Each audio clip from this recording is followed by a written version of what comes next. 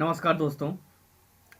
अपवाह प्रणाली में या कहें कि भारतीय भूगोल में भारत का भूगोल सीरीज में, यानी कि जो हमारा अभी जो ज्योग्राफी ऑफ इंडिया का जो सीरीज चल रहा है, इसमें हम ये सफ़र हमारा नदीय प्रणाली या अपवाह प्रणाली में हम बढ़ते हुए प्रायद्वीपीय अपवाह प्रणाली पर पहुंच चुके हैं।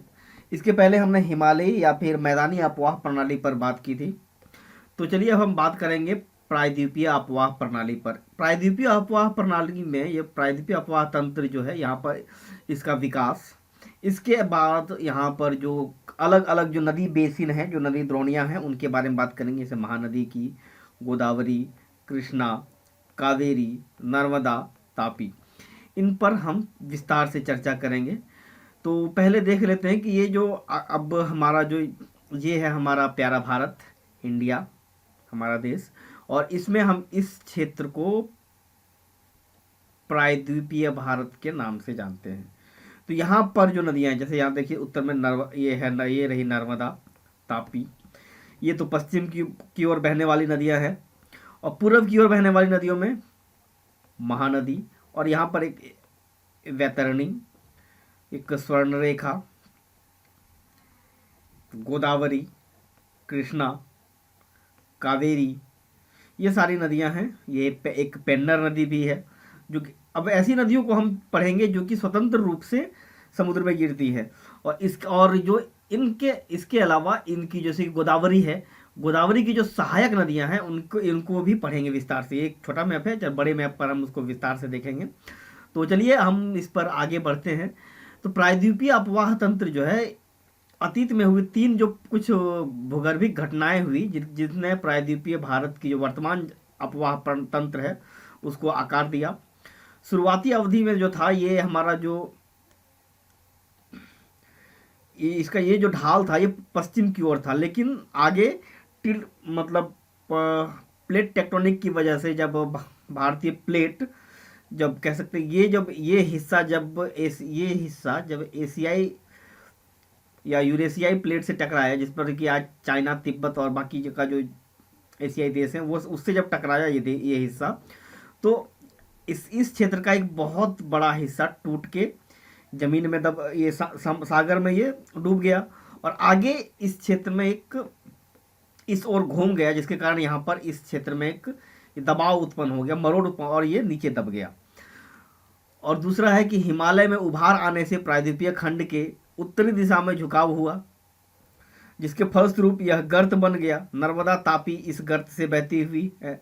और एक देखिए, एक जब हिमालय का उत्थान हो रहा था, तो इसमें एक जो अभी हमने जो इसकी बात की है, हमने एक तनाव की, उस तनाव के कारण यहाँ पर एक घाटी का निर्माण हुआ, जिसको कि रिफ्ट वैली बोलते हैं, कि नर्मदा और तापी की जो वैली है। इसके कारण देख सकते हैं आप, यहाँ पूर्वी हिस्से से मध्य भारत से निकलकर ये पश्चिम की ओर बहती, इतना, जबकि यहाँ का जो मुख्य ढाल है वो पूर्व की ओर है। उसके बाद भी ये नदी पश्चिम की ओर बह रही है। यहाँ देख सकते हैं, यहाँ गोदावरी यहाँ से निकलती है, लेकिन फिर भी ये पूर्व की ओर बह रही। अक्सर ये सवाल पूछा जाता है कि क्यों नर्मदा और तापी नदियाँ मध्य प्रदेश के अमरकंटक, जो कि मध्य भारत या मध्य कह सकते हैं पूर्वी भारतीय क्षेत्र से निकलकर ये पश्चिम की ओर बहती है। इसमें यदि कहें तो ये एक रिफ्ट वैली में बहती है, जिसके कारण ऐसा होता है।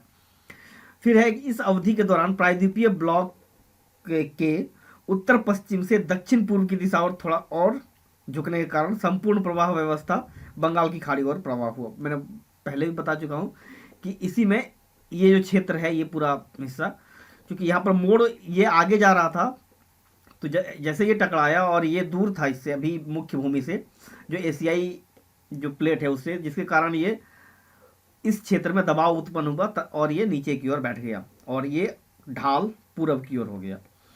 तो चलिए अब हम इसी पर आगे इस बात करते हुए, प्रायद्वीपीय भारत की नदियों में हम प्रायद्वीपीय नदी प्रणाली को दो वर्गों में वर्गीकृत किया गया, मुख्य रूप से दो वर्गों में। एक है पूर्व की ओर बहने वाली नदियां, दूसरी पश्चिम की ओर बहने वाली नदियां। इसके अलावा एक तीसरा वर्ग भी है, जो कि है सह्याद्री या पश्चिमी घाट की से निकलने वाली नदियां, जो पश्चिम की ओर बहती हैं। हालांकि उसमें कोई बड़ी नदी नहीं है, इसलिए उसको बहुत ज़्यादा तरजीह नहीं दी जाती, लेकिन संसाधन की दृष्टि से या पर्यावरणीय दृष्टि से वो बहुत ही महत्वपूर्ण है। चलिए उस पर भी हम चर्चा करेंगे। तो पहले देखते हैं पूर्व की ओर बहने वाली नदियां। पूर्व की ओर बहने वाली नदियों में महानदी है, स्वर्णरेखा, गोदावरी, कृष्णा, कावेरी, ये सब प्रमुख नदियां हैं। गोदावरी, कृष्णा, कावेरी पश्चिमी घाट से निकलती हैं और स्वर्णरेखा रांची के, और जबकि ये स्वर्णरेखा जो है रांची के पठार से। ये सभी नदी बंगाल की खाड़ी में गिरती है और डेल्टा बनाती है। अब आप एक चीज ध्यान रखेंगे कि पठारी भाग की भी कुछ नदियां हैं जो कि डेल्टा बनाती, जिसमें कि गोदावरी है, कावेरी है, जो पश्चिम जो पूरब की ओर में जाती हैं, इसमें डेल्टा बनाती हैं। लेकिन वहीं जब अरब सागर में गिरती है तो वहाँ डेल्टा नहीं बनाती। अरब सागर में भारत से होकर बहने वाली एकमात्र नदी सिंधु है जो कि अरब सागर में गिरती है और डेल्टा भी बनाती है। चलिए इसी में आगे बढ़ते हैं। अब देखते हैं पश्चिम की ओर बहने वाली नदियाँ। नर्मदा है, तापी है, साबरमती, माही, ये सारी नदियाँ जो कि सह्याद्री से निकलती हैं या फिर नर्मदा ताप्ती अमरकंटक के आसपास से निकलती हैं। बाकी नदियाँ सह्याद्री से निकलती हैं और ये पश्चिम की ओर बहती हैं। ये डेल्टा नहीं, ज्वार नदमुख बनाती है, एस्चुरी। एस्चुरी और डेल्टा में अंतर होता है कि देखिए जब नदी समुद्र में गिरती है तो वो कई छोटी छोटी धाराओं में बट जाती है ऐसे, और इन क्षेत्रों में बहुत भारी मात्रा में अवसादों का निक्षेपण करती है। और ये जो क्षेत्र है एक मतलब रोमन एक लेटर डेल्टा की तरह बन जाता है, इसलिए इसको डेल्टा बोलते हैं। जबकि एस्चुरीज जो है नदियाँ काफ़ी तीव्र वेग से निकलती हैं। और अब दूसरा इसमें नहीं, दूसरा हम देखते हैं। नदी काफ़ी तेजी से होते हुए ये रहा सागर में आकर गिरती है।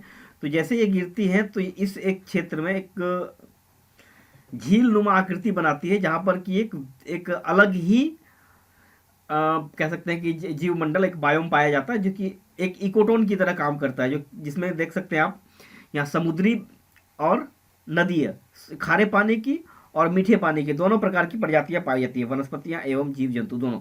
इस क्षेत्र को एस्चुरी कहा जाता है।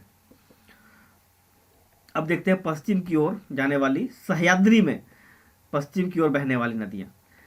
हालांकि सह्याद्री की ये पश्चिम में बहने वाली नदियां भारत की जो नदी घाटियों के कुल क्षेत्रफल का 3% हिस्सा ही बनाती हैं, लेकिन इसमें देश का लगभग 18% जल संसाधन मौजूद है। अब एक जब यहाँ 18% है, आप बता सकते हैं कि भारत में सर्वाधिक जल संसाधन या कह के हाइड्रो इलेक्ट्रिक पावर की जो संभावना है किस राज्य में वो है? चलिए इसको एक चेक कीजिए और कमेंट कीजिए, बताइए। लगभग 600 छोटी धाराएं पश्चिमी घाट से निकलती हैं और पश्चिम की ओर बहती हुई अरब सागर में गिरती है। पश्चिमी घाट में पश्चिमी ढलान दक्षिण पश्चिमी मानसून से भारी वर्षा प्राप्त करते हैं और इतनी बड़ी संख्या में धाराओं को जल प्रतिपूर्ति करते हैं।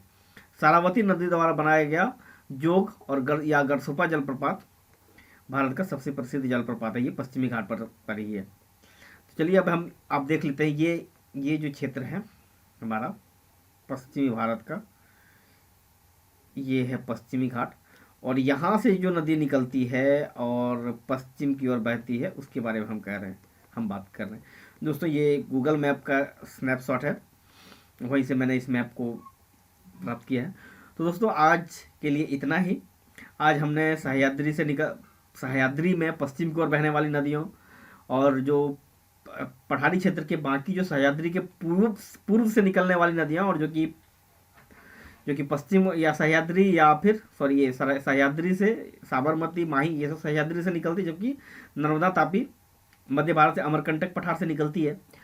यह जो या फिर कह सकते हैं प्रायद्वीपीय भाग की जो अन्य पश्चिम की ओर बहने वाली नदियां हैं, पूर्व की ओर बहने वाली नदियां और प्रायद्वीपीय अपवाह तंत्र का विकास, इस पर हमने आज चर्चा किया।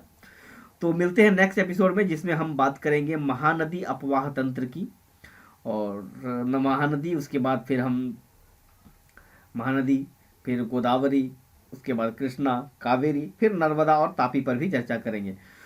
तो मिलते हैं नेक्स्ट एपिसोड में, तब तक के लिए धन्यवाद।